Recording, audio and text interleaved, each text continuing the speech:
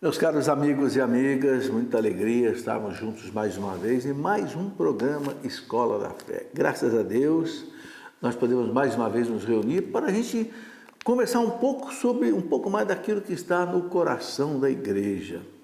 Aquilo que há 2000 anos o Espírito Santo vem ensinando para a igreja. Eu nunca me esqueço daquela frase de Jesus na Santa Ceia, em que Jesus disse para os apóstolos, né? Está lá no Evangelho de São João, capítulo 16, versículo 12 e 13. Para mim, é uma das promessas mais maravilhosas que Jesus fez para a igreja. Ele disse para os apóstolos, na Santa Ceia, né?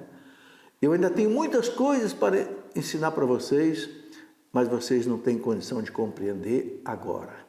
Claro, já era a última ceia, né? Aí ele diz, mas, quando vier o Paráclito, o Espírito da verdade, ensinar-vos-á toda a verdade. Toda a verdade. Meus irmãos, tem 2000 anos que Jesus disse isso e faz 2000 anos que essa profecia se cumpre. A igreja nos ensina a verdade. E é esta verdade que está no coração da igreja há 2000 anos, depositada pelo Espírito Santo, através dos santos, dos doutores, dos mártires, dos papas, etc., que nós queremos aqui sempre, a cada dia, né, uma vez por semana, ir desdobrando aqui nesse nosso programa. Hoje eu vou conversar sobre um assunto que é a intercessão dos santos. Por quê? Porque eu recebo muitas perguntas de pessoas dizendo assim, mas não está todo mundo que morreu, não está todo mundo dormindo? Né? É um conceito teológico protestante, que não existe santos no céu, né? Está todo mundo dormindo, que as pessoas só vão acordar quando Cristo voltar. A igreja não concorda com isso, não é? Depois também, outras pessoas perguntam, mas espera aí, os santos são oniscientes, onipotentes, onipresentes, a gente reza, o mundo inteiro reza aí, por exemplo, para São Pedro, São Paulo, como é que ele atende todo mundo ao mesmo tempo? Então, há uma série de dúvidas assim, mas que a igreja, desde os seus primórdios, a igreja sempre acreditou na intercessão dos santos. Então, é isso que nós queremos conversar hoje. Mas vamos começar rezando, né? Porque sem mim nada podeis fazer, disse o Mestre, né? Em nome do Pai, do Filho e do Espírito Santo. Amém. O Espírito Santo é a luz que nos ilumina, né? Que ilumina a nossa inteligência para que a gente possa compreender através dos seus dons, né? Sabedoria, ciência, entendimento, pode compreender as coisas de Deus. Então, vamos dizer a Ele, vinde Espírito Santo, enchei os corações dos vossos fiéis e acendei em nós o fogo do vosso amor. Enviai, Senhor, o teu Santo Espírito sobre cada um de nós, e tudo será criado, e renovareis a face da terra. Ó Deus bendito, que instruístes os corações dos vossos fiéis com a luz do Espírito Santo, fazei que nós apreciemos retamente todas as coisas segundo o mesmo Espírito nesse nosso programa de hoje e possamos gozar sempre da sua consolação por Cristo nosso Senhor. Amém. E que a Virgem Maria também esteja intercedendo por nós. Ave Maria, cheia de graça, o Senhor é convosco. Bendita sois vós entre as mulheres, e bendito é o fruto do vosso ventre, Jesus. Santa Maria, Mãe de Deus, rogai por nós, pecadores, agora e na hora de nossa morte. Amém. Glória ao Pai, ao Filho e ao Espírito Santo, como era no princípio, agora e sempre. Amém. São José, rogai por nós. Em nome do Pai, e do Filho, e do Espírito Santo. Amém. Está aí, nós começamos rezando, pedindo a intercessão dos santos, pedindo a intercessão de Nossa Senhora, pedindo a intercessão de São José, porque isso é uma coisa mais natural que já houve na história da igreja, né? Queremos conversar um pouco sobre a intercessão dos santos, e veja bem que já nos primeiros séculos, né, as pessoas pediam a intercessão de Nossa Senhora. Só para dar um exemplo, antes de a gente começar a projetar aqui alguns slides, para a gente desdobrar bem essa questão da intercessão dos santos, na Bíblia, na tradição da igreja e no magistério da igreja. São sempre essas três fontes em que a gente deve se basear para estudar algum dogma da igreja. O que a Bíblia diz? O que a tradição diz? O que o magistério da igreja diz?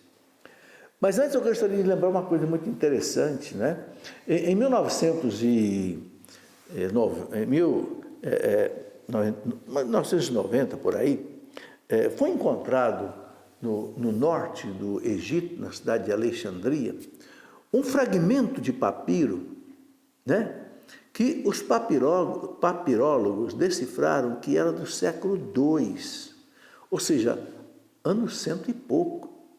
No norte do Egito, onde houve uma perseguição terrível do Império Romano. Você sabe que o Império Romano ele comandava toda a volta do mar Mediterrâneo, e a perseguição aos cristãos foi toda a volta do mar Mediterrâneo. Inclusive ali, né, em Cartago, morreram Santa Perpétua, Santa Felicidade e muitos outros. Mas encontraram esta oração, escrita em grego, porque em Alexandria se falava o grego, né? Era uma oração que os cristãos faziam no século II a Nossa Senhora. Aquela oração belíssima que hoje nós gostamos de rezar: debaixo da vossa proteção nos refugiamos, ó Santa Mãe de Deus. Não desprezeis as nossas súplicas em nossas necessidades, mas livrai-nos sempre de todos os perigos, Virgem gloriosa e bendita. Olha, veja, já no século II, anos 100 e pouco, nós já temos um documento mostrando que os nossos primeiros mártires da igreja, perseguidos ali pelo Império Romano, que a perseguição foi até o ano 313, eles invocavam Nossa Senhora, pediam a intercessão de Nossa Senhora. Debaixo da vossa proteção nos refugiamos, ó Santa Mãe de Deus. Então, vocês estão vendo? Então, a intercessão é algo que vem lá dos primórdios da igreja.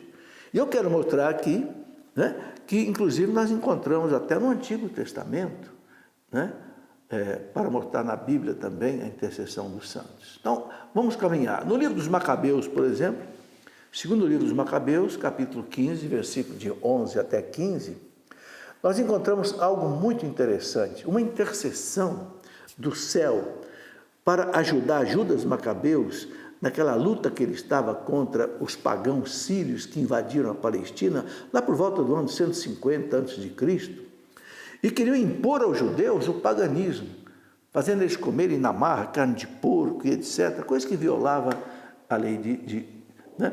Então, diz o livro dos Macabeus aí o seguinte, essa citação é muito importante.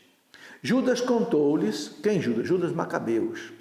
Contou-lhes ao seu pessoal, o seu soldado, a visão que teve, onde Onias, quem era Onias? Um sacerdote já falecido. E Jeremias, que também já tinha falecido, porque Jeremias é do ano 600 a.C., Macabeus é do ano 150 a.C. Então Judas teve uma visão da intercessão do sacerdote Onias, que foi um sacerdote muito bom, que já tinha falecido, e de Jeremias. E aí o Judas dizendo, narrou-lhes ainda uma visão digna de fé, uma espécie de visão que os cumulou de alegria. Eis o que ele viu.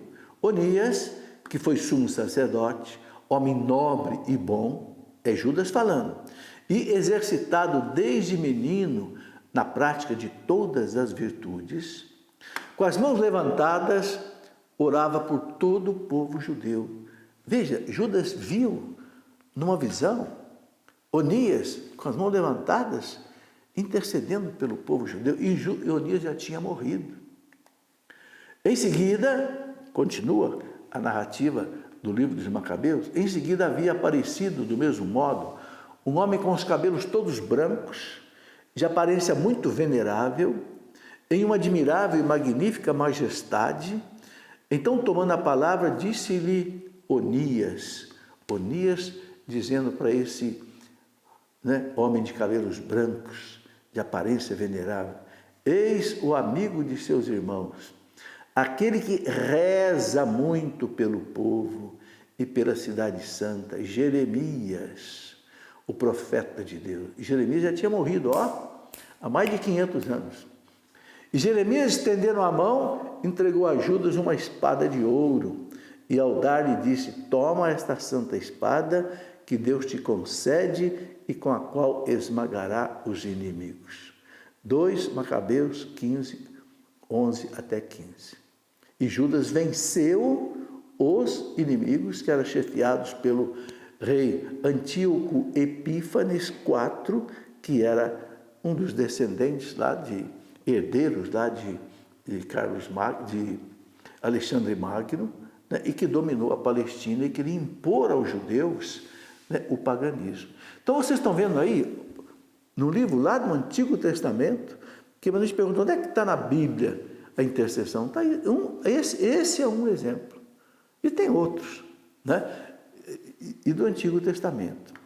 O nosso catecismo, ele diz assim: na oração, a igreja peregrina, a igreja que está aqui na terra, né, é associada à dos santos, cuja intercessão solicita. Então, o catecismo deixa claro, né, a intercessão que nós aqui pedimos. Claro, isso qualquer lugar do Brasil católico você vê intercessão, né? Os santos todos com as relíquias aí espalhadas no mundo inteiro, as imagens espalhadas aí no mundo inteiro, as igrejas e capelas consagradas aos santos, Santo Antônio, São Benedito, São Francisco, Nossa Senhora Aparecida, etc. Né? Bom, o Concílio Vaticano II, né, lá na Lumen Gentium, número 49, disse o seguinte: em virtude da sua união, olha que coisa bonita, em virtude da sua união mais íntima com Cristo no céu, né, os bem-aventurados confirmam mais solidamente toda a igreja na santidade. Eu acho interessante que o Papa Paulo VI, quando ele escreveu aquela exortação apostólica sobre, não é uma exortação, uma constituição apostólica sobre as indulgências, o Papa diz: por que as indulgências plenárias que nós oferecemos às almas são muito importantes? E o Papa disse assim: porque quanto mais almas deixarem o purgatório e forem para Deus, mais intercessores nós vamos ter junto de Deus por nós, e mais rapidamente o reino de Deus vai se estabelecer entre nós. Olha aí. É a fé da igreja. Então, o Vaticano II colocou isso. Em virtude da sua união mais íntima com Cristo, mais íntima do que a nossa união com Cristo aqui na terra, os bem-aventurados confirmam mais solidamente toda a igreja na santidade, enobrecem o culto que ela presta a Deus na terra e muito contribuem para que ela se edifique em maior amplitude, né? E na primeira carta aos Coríntios, capítulo 12, versículo 12 a 27, eu coloco ele como referência, porque São Paulo mostra ali que nós somos membros do corpo de Cristo. E cada um, de sua parte, é um dos seus membros. Olha, esses membros da igreja que já estão no céu, diante de Deus, é que fazem esse papel de intercessão, muito importante, né? Porque foram já recebidos na pátria, no céu, e estão na presença do Senhor. Por Ele, com Ele e nele, não cessam de interceder em nosso favor junto ao Pai. Olha que coisa importantíssima que disse o Concílio Vaticano II. Os santos não cessam de interceder em nosso favor junto do Pai. Isso é uma realidade, isso não é um mito, não é uma lenda. Os santos intercedem por nós. Então, por exemplo, eu lembro daquele livro de um grande santo da igreja, né, o fundador dos redentoristas, Santo Afonso de Ligório, dizia que nós precisamos nos recomendar muito aos santos. Porque se os santos não cessam de interceder por nós diante do Pai, mais ainda quando você pede. Sem você pedir, ele já intercede. Imagina quando você pede, aí ele vai interceder ainda com mais intensidade, né? Então, continua a Lumen Gentium. Estou fazendo citação do Concílio Vaticano II, hein? Apresentando os méritos, quero destacar essa palavra méritos, apresentando os méritos que por meio do único mediador entre Deus e os homens, Jesus Cristo, como está na primeira carta a Timóteo, capítulo 2, versículo 5, Na verdade, a solicitude fraterna dos bem-aventurados ajuda, né, imensamente a nossa fraqueza. A solicitude fraterna dos bem-aventurados ajuda imensamente, aqui saiu, imenso, mas é imensamente a nossa fraqueza. Tá certo? Quem é de nós que não é fraco? Quem é de nós que tem um estado de graça confirmado para sempre? Ninguém. Então nós precisamos, meus irmãos, o socorro dos santos. E aqui eu gosto de lembrar o seguinte, sabe? Os santos recorriam aos santos. O que eu quero dizer com isso? Os santos que estavam ainda aqui na terra rezavam aos santos. Santa Teresa d'Ávila não fazia nada sem recorrer a São José. Nada. Né? E assim muitos outros santos. Santa Teresinha do Menino Jesus, quando ela quis entrar para o Carmelo com 15 anos de idade, e ela foi junto com seu pai ao Papa Leão XIII, e o Papa disse: minha filha, não pode, você só tem 15 anos. A regra do Carmelo é só poder entrar no Carmelo com 21 anos, porque é uma decisão seríssima, é entrar ali e nunca mais sair dali. A carmelita só sai da clausura para ser sepultada. Não pode você com 15 anos. Teresinha ficou desconsolada. Teresinha chorou, ela conta no seu livro, né, a história de uma alma. Ela disse: mas eu sei, eu vou me agarrar com os meus santos. E ela se agarrou tanto, eu não me lembro quais são os santos agora que ela falava, um deles, eu lembro, é Santo Agostinho. Ela se apegou tanto aos santos que o Papa abriu uma exceção. De novo foi pedido ao Papa, e o Papa, claro, assistido, iluminado pelo Espírito Santo, entendeu, tem que abrir um precedente. Porque essa menina está mostrando sinais extraordinários da graça de Deus. É um caso excepcional. E Teresinha entrou para o Carmelo com 15 anos de idade. Mas quem conseguiu isso? A intercessão dos santos.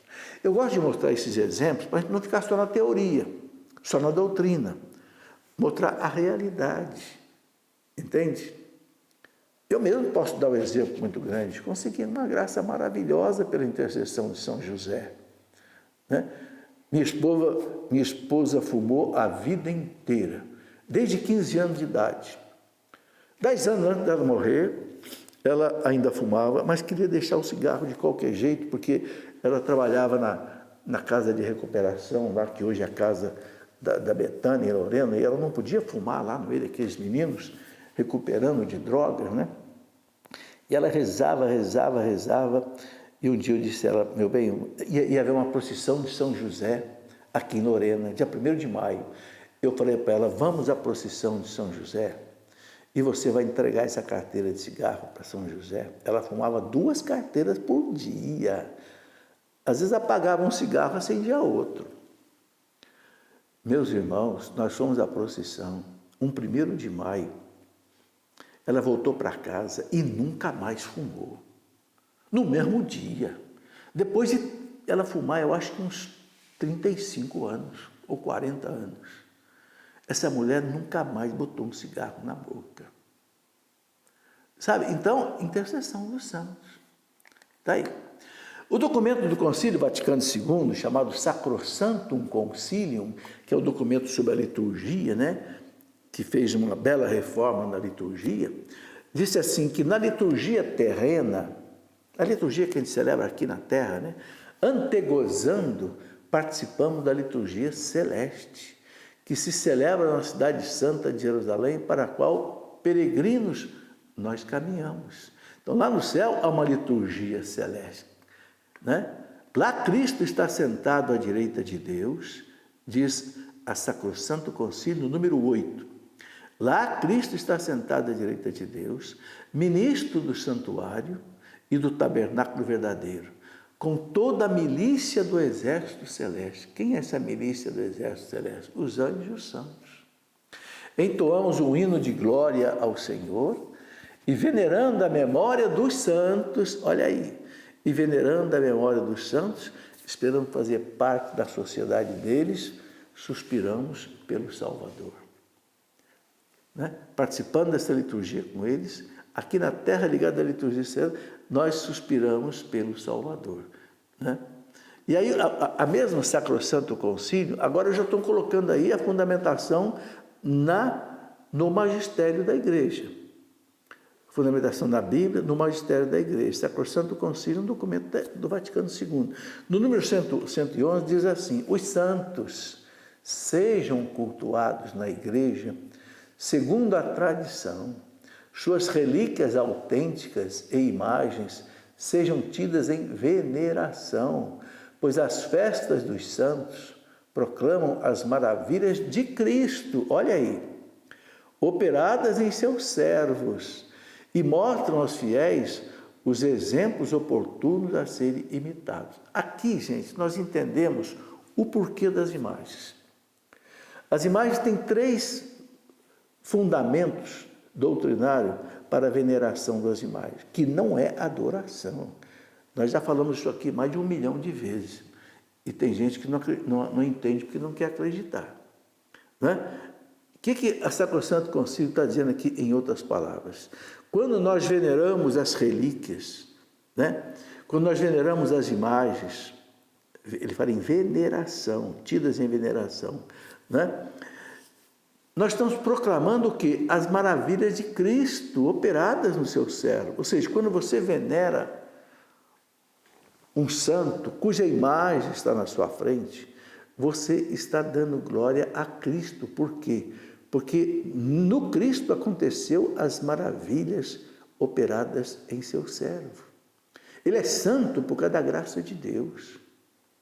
Então, quando você vê, por exemplo, vamos fazer aqui uma comparação, você vê, por exemplo, uma obra de Michelangelo, maravilhosa, Pietà do Michelangelo, que está lá na Basílica de São Pedro, então o Moisés, lá da Igreja das Cadeias, ou você vê um Davi, né? Você fica, nossa, que beleza o santo, né? O autor disso, né?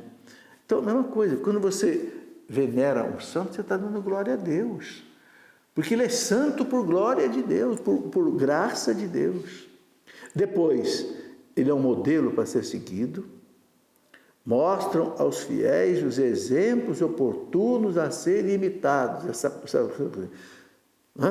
Então, além da glória a Deus, ele é um exemplo e lembra outra coisa que nós já dissemos aqui, que ele intercede por nós sem cessar diante de Deus. Então, está aí. Vamos ver alguns exemplos dos santos.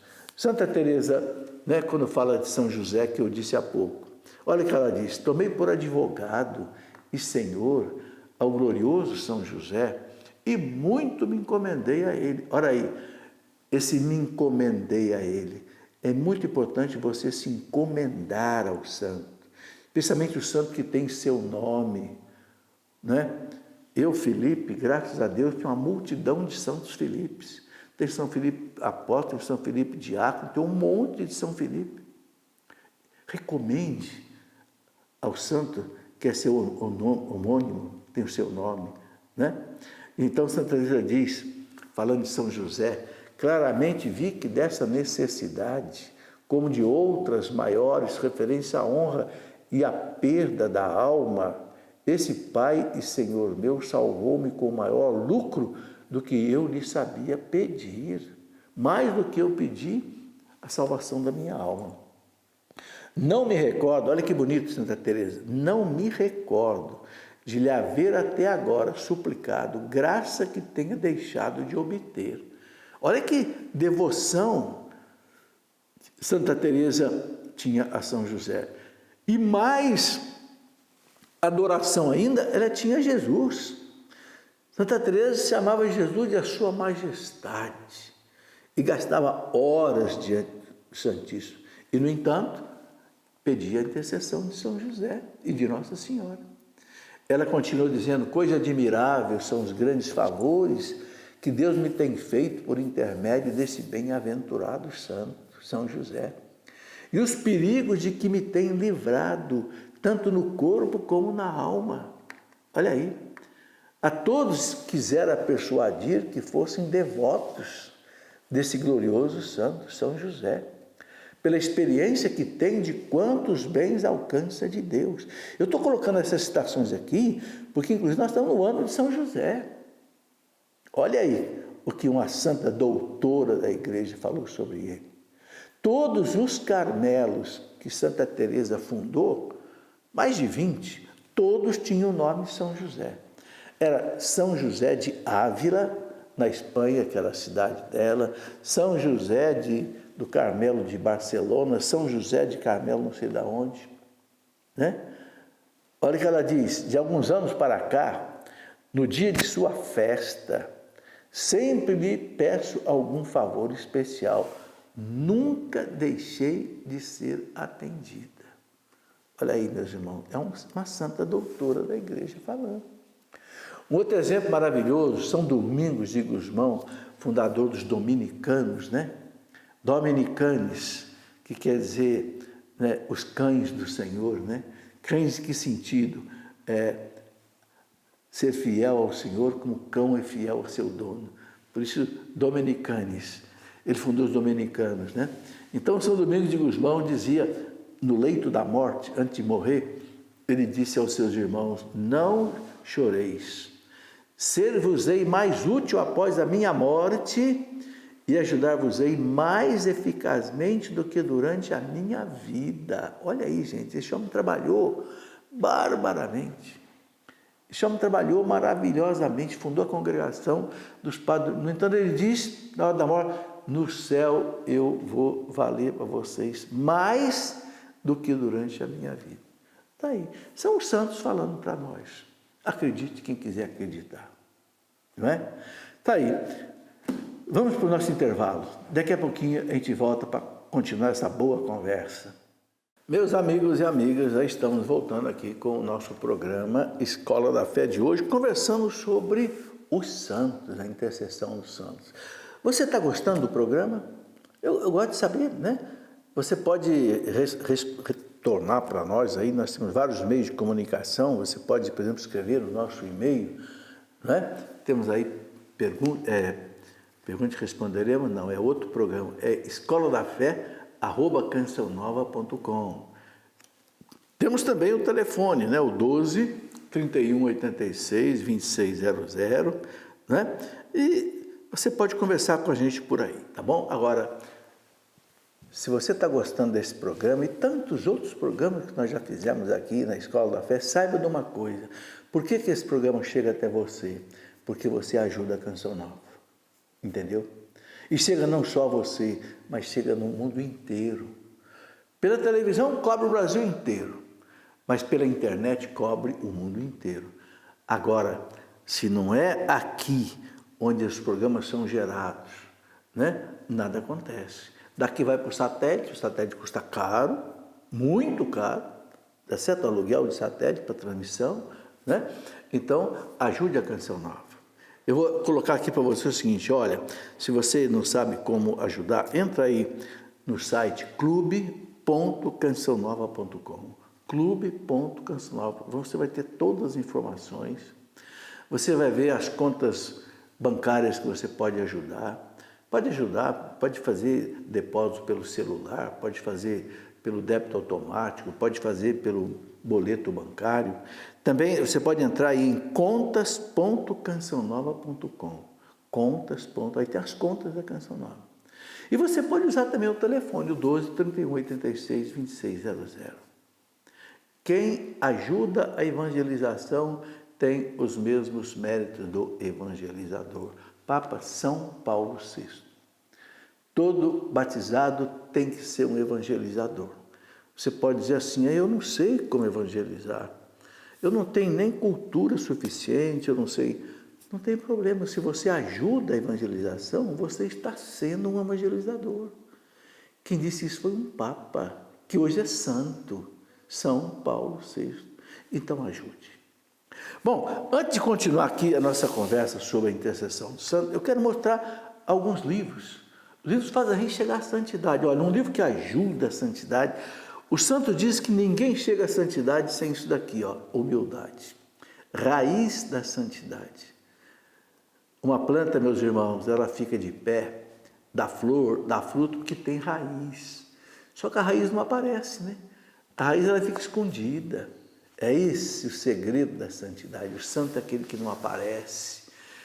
não quer aplauso, não quer elogio, mas ele trabalha no silêncio, na noite, na madrugada, reza, entendeu? Quero mostrar um outro livro sobre a Virgem Maria. Padre Gabriel Vilaverde. Padre Gabriel Vilaverde é um padre jovem, né? 29 anos, ele é da Bahia, tem feito uns programas muito bons pela internet, escreveu esse livro aqui, né? A Adversária da Serpente. Né? Ele mostra, né, como é que Nossa Senhora nos ajuda no combate ao mal, ao demônio, através, né? A gente sabe, Nossa Senhora foi aquela que Deus escolheu para esmagar a cabeça da serpente, né? Já que a serpente enganou Eva, então outra mulher vai te enganar, outra mulher vai te vencer. Então, a Virgem Maria. Aqui o Padre Gabriel mostra isso como? Esmagar a cabeça quer dizer o quê? Você sabe que a cabeça é o nosso ponto de reflexão, de pensamento. O poder nosso está na cabeça, no cérebro. Quando esmaga a cabeça, quer dizer o seguinte: tira o poder de tentação, de sedução de Satanás. Um outro livro que há muito tempo eu me preocupo com isso, Calúnias e Lendas sobre a Igreja Católica.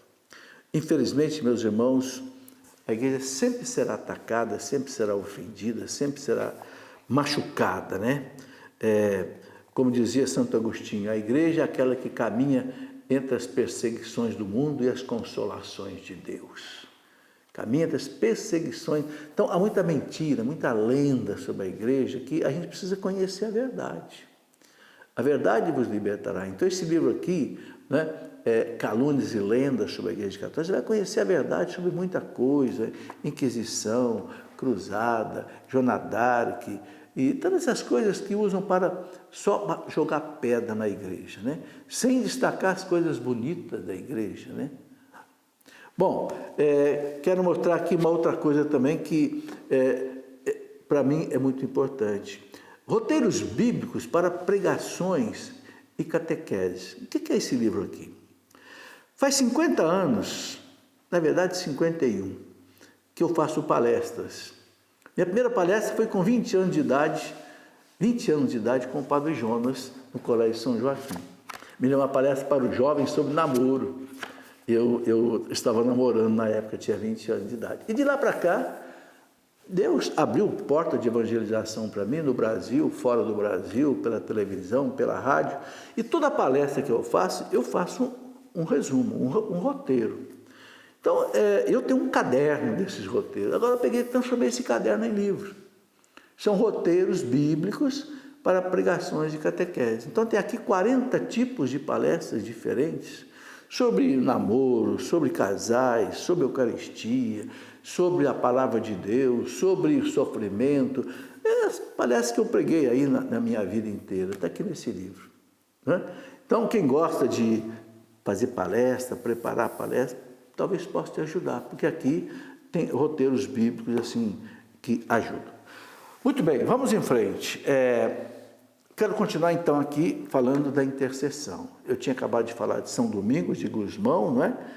Fundador dos dominicanos, que na hora da morte diz para os seus, né, monges, né, seus frades, né, não choreis, ser-vos-eis mais útil após a minha morte e ajudar-vos-ei mais eficazmente durante a minha vida. Ele que trabalhou tanto, né? E olha o que diz Santa Teresinha do Menino Jesus. Antes de morrer, passarei meu céu fazendo bem na terra. Ou seja, a intercessão dela por nós aqui na terra. Vou passar o meu céu fazendo, ou seja, intercedendo. Sabe, então, a intercessão é assim, algo unânime na vida dos santos. Então, você está vendo na Bíblia, no magistério da igreja, nos santos, né? Desde a mais tenra idade, Santa Teresinha disse que em minha vida se confundia o amor a São José com o da Santíssima Virgem Maria. Está lá na história de uma alma dela. O amor que ela tinha a São José, o amor que tinha a Nossa Senhora. Né? E a tradição da igreja? Vamos ver um pouco o que fala a tradição da igreja. O que é a tradição da igreja? É aquilo que a igreja recebeu dos apóstolos e que chegou até nós. São coisas que não estão na Bíblia, porque a Bíblia não escreveu tudo. São João, quando acabou o evangelho dele, São João disse, se fosse escrever tudo que Jesus disse e fez, o mundo inteiro seria pequeno para conter todos os livros que precisariam ser escritos. Jesus disse: eu tenho muitas coisas ainda para dizer a vocês. Vocês não estão preparados para compreender agora, quando vier o Espírito Santo, ensinar-vos-á, ou seja, no futuro, toda a verdade. Quem despreza a tradição da igreja, despreza essa profecia de Jesus, essa promessa de Jesus. O Espírito Santo ensinar-vos-á, ou seja, no futuro, toda a verdade, todas as coisas. Então, a tradição da igreja traz para nós esses ensinamentos. Orígenes, que foi bispo em Alexandria, no norte do Egito, morreu no ano 250, no seu tratado sobre a oração, ele recolhe as passagens bíblicas que falam da intercessão dos santos e dos profetas e faz uma reflexão. Veja, por volta do ano 200, que ele morreu em 250. Então, ele diz: as virtudes cultivadas nessa vida são definitivamente aperfeiçoadas no além. Ou seja, as virtudes que nós cultivamos aqui, elas se planificam na eternidade. Ora, a mais valiosa de todas é a caridade. Esta, portanto, na outra vida é ainda mais ardente do que na vida presente. Veja, a caridade dos santos, né? E ele continua: por conseguinte, os santos falecidos exercem seu amor para com os irmãos na terra mediante a intercessão dirigida a Deus em favor das necessidades desses peregrinos. Está na obra dele sobre a oração, número 11,2. Eu gosto sempre de citar a fonte, que é lá de trás, dos primórdios da igreja. Como é que pode, depois de 1500 anos, vem a reforma protestante e diz que não existe a intercessão? Se durante 1500 anos, a Bíblia, os santos, a tradição e o magistério confirmam isso. Não é possível, não é? Olha que Orígenes disse. O pai de Orígenes foi mártir do Império Romano. E ele foi bispo ali em Alexandria. Ele disse que a reflexão que ele faz é essa: uma virtude que você tem aqui, no céu ela desabrocha. Então ele fala: os santos viveram muita caridade aqui. Então, essa virtude no céu, então, ela extrapola. E aí ela se manifesta como? Ele fala: mediante a intercessão dirigida a Deus em favor das necessidades de nós peregrinos. Então, como é que os santos vivem a sua caridade no céu? Rezando por nós. Por isso que a igreja diz que eles rezam por nós sem cessar. São Jerônimo, doutor da igreja, aquele que traduziu a Bíblia, né, do grego, do hebraico para o latim, um gigante, né? Santo Jerônimo colocou: se os apóstolos, olha que reflexão bonita, se os apóstolos e mártires, enquanto estavam em sua carne mortal e ainda necessidade de cuidar de si, ainda podiam orar pelos outros, muito mais agora que já receberam a coroa de suas vitórias e triunfos. Moisés, um homem, né?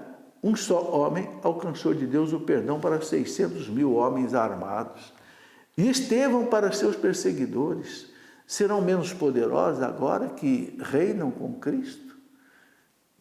Se esses homens aqui na terra em vida conseguiram graças, imagina agora que eles estão diante do céu, se não vão conseguir de Deus mais ainda. São Paulo diz que São Jerônimo ainda falando, São Paulo diz que com suas orações salvaram a vida de 276 homens, né, que seguiam com ele no navio, que foi um naufrágio lá na ilha de Malta, né? Está lá nos Atos dos Apóstolos.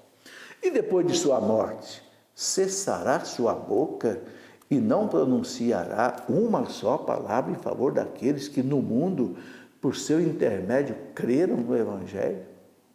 Está aí, né? Na obra dele, Adversus Vigílio, número 6, de São Jerônimo, doutor da igreja, né?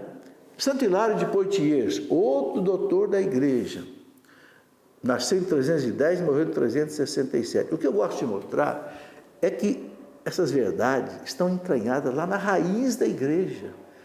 lá nos primórdios da igreja. Estou falando aqui do século IV.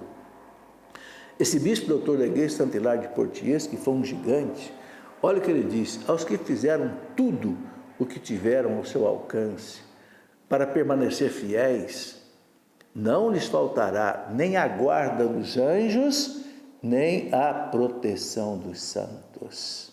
Ou seja, quem quiser ser fiel aqui a Deus nessa vida, né? Fizerem tudo, com a sua oração, com as suas vigilâncias, não lhes faltará a guarda dos anjos e nem a proteção dos santos.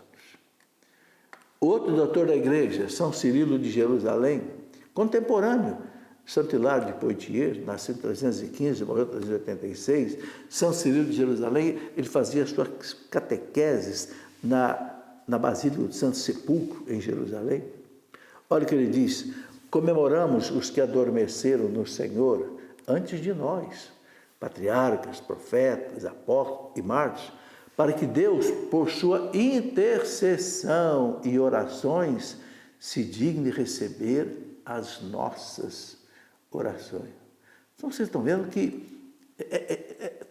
toda essa gama de doutores, São Tomás de Aquino, que morreu em 1274, professa semelhante doutrina e pergunta na sua Suma Teológica, né, se os santos na pátria rezam por nós, e responde afirmativamente: sim, a oração pelos outros decorre do amor ao próximo.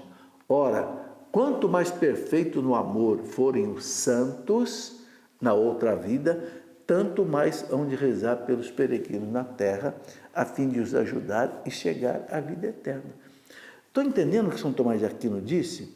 São Tomás está repetindo mais ou menos o que eu já falei lá atrás, né? Quando disse lá que o santo no céu desabrocha a sua caridade. E como é que essa caridade age? Com mais intercessão, com mais caridade para conosco aqui. Aqui São Tomás diz: os santos na outra vida, tanto mais hão de rezar pelos peregrinos na terra, a fim de os ajudar a chegar à vida eterna. Quanto mais eles forem perfeitos no amor, na caridade. Vocês estão vendo que há uma convergência de concordância, né? E aqui é um dado interessante também do magistério da igreja, o Concílio de Trento, aquele concílio que levou 18 anos, né? Começou em 1545, terminou em 1563, aquele concílio que enfrentou a reforma protestante, né? Disse: os santos que reinam agora com Cristo oram a Deus pelos homens. É bom e proveitoso invocá-los suplicantemente e recorrer às suas orações e intercessões. Recorrer às suas orações e intercessões. Para que vos obtenham benefícios de Deus, por nosso Senhor Jesus Cristo, o único Redentor e Salvador. A gente sabe, gente, que todas as graças é Deus quem concede. Mas Ele concede através dos santos, através principalmente da Virgem Maria. Deus quis assim, né? O Concílio de Trento disse: são ímpios os que negam que se devam invocar os santos que já gozam da eterna felicidade no céu. Os que afirmam que eles não oram pelos homens, os que declaram que lhes pedir por cada um de nós, em particular, é idolatria, repugna a palavra de Deus. A palavra de Deus. Ou seja, está contra a palavra de Deus. E se opõe à honra de Jesus Cristo, o único mediador entre Deus e os homens. Né? Vocês estão entendendo? O Concílio de Trento foi um dos concílios mais importantes da história da igreja. Foi o mais longo, inclusive. Olha o que ele fala: quem nega a intercessão dos santos repugna a palavra de Deus e se opõe à honra de Jesus Cristo. Sabe, eu só tenho coragem de repetir essas palavras porque não foram ditas por mim, foram ditas pelo magistério da igreja. Alguns dizem: os santos estão dormindo? Não, os mortos não estão dormindo. A carta aos Hebreus diz bem claro: como está determinado que os homens morram uma única vez e logo em seguida vem o juízo. Será que alguém vai ser julgado dormindo? Se logo após a morte vem o juízo? Hebreus 9, 27. Ninguém está dormindo depois da morte, não. Porque, meus irmãos, a alma não dorme. A alma não tem olhos.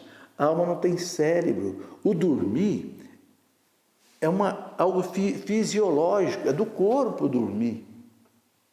A alma não tem cérebro, a alma não tem, entende? A alma não dorme.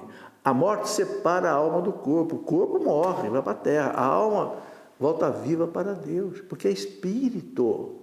Espírito não dorme.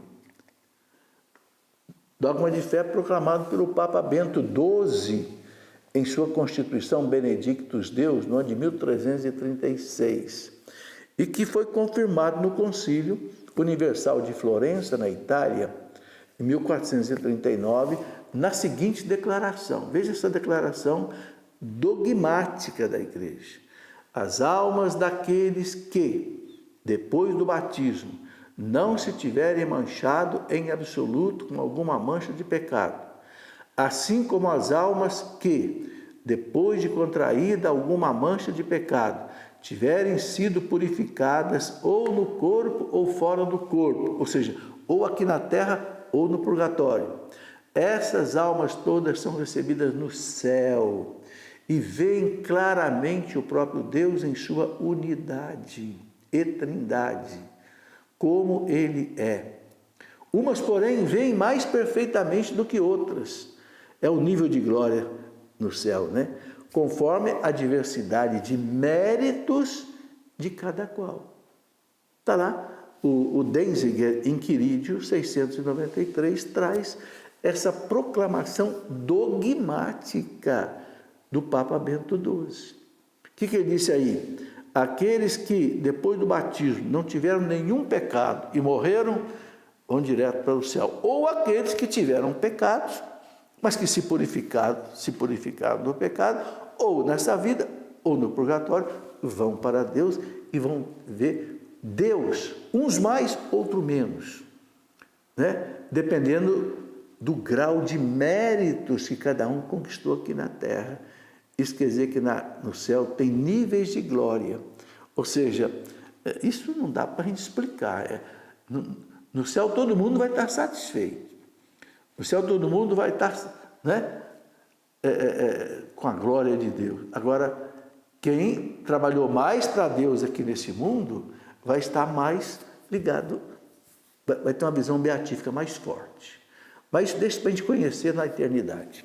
Novo Testamento, lá no Evangelho de São Lucas 16, 19 até 51, na parábola do rico e do pobre Lázaro, Jesus apresenta a sobrevivência consciente tanto do justo como dos injustos.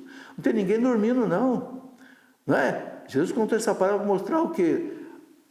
Lázaro estava lá vivo, já tinha morrido. Ele pedindo lá, né? Também o rico pedindo para Abraão mandar a gente aqui falar com os irmãos dele para não viver aquela vida. Não tem ninguém dormindo, não. Então, o rico após a morte vai para um lugar de tormento e o pobre para um lugar de gozo. Isto enquanto a vida continua na terra. Quer dizer, antes da volta de Jesus. Ou seja, está todo mundo vivo na eternidade. Não tem, né, na eternidade essa questão de que estamos dormindo. Bom, eu queria colocar aqui também uma questão sobre as imagens. Porque também ligado à intercessão, muitos se questionam sobre as imagens, né?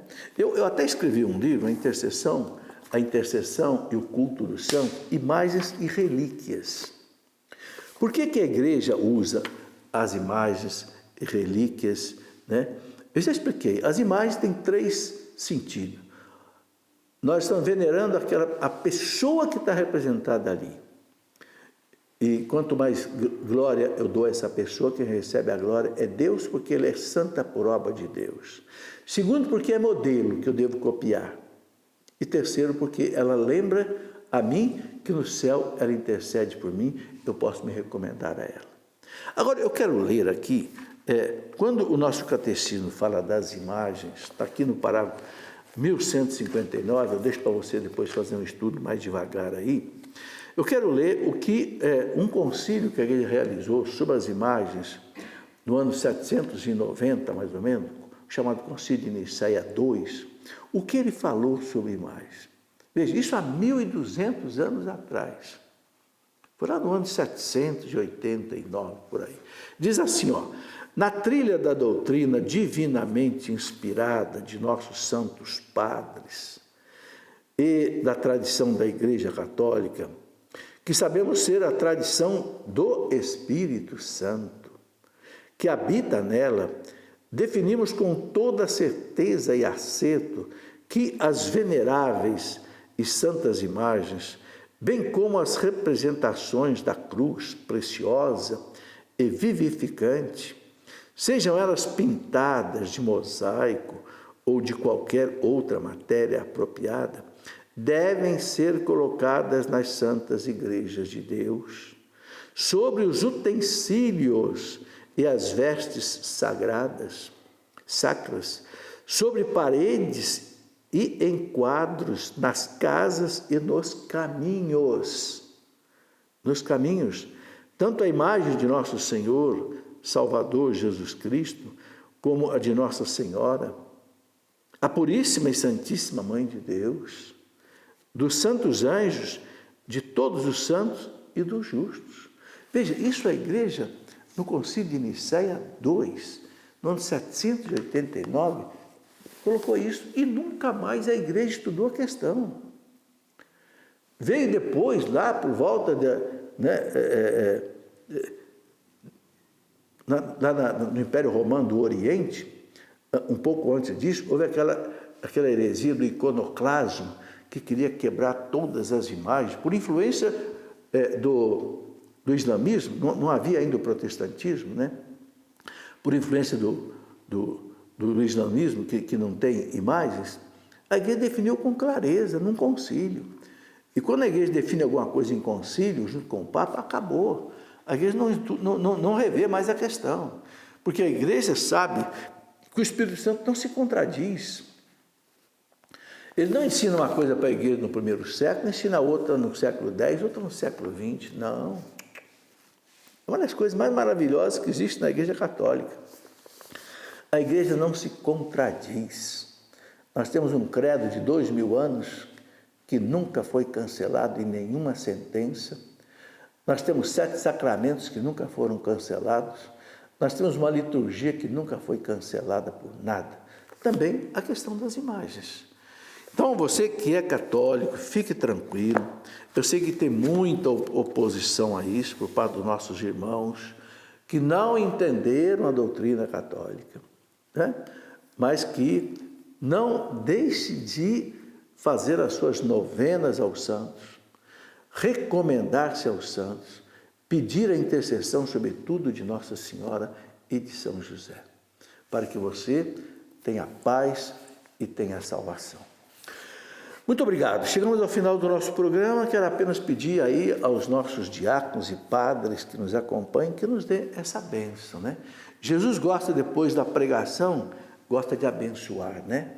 Então, que desça sobre todos nós essa bênção diaconal, sacerdotal, quem sabe até episcopal, né? Em nome de Jesus, em nome do Pai, do Filho e do Espírito Santo. Amém.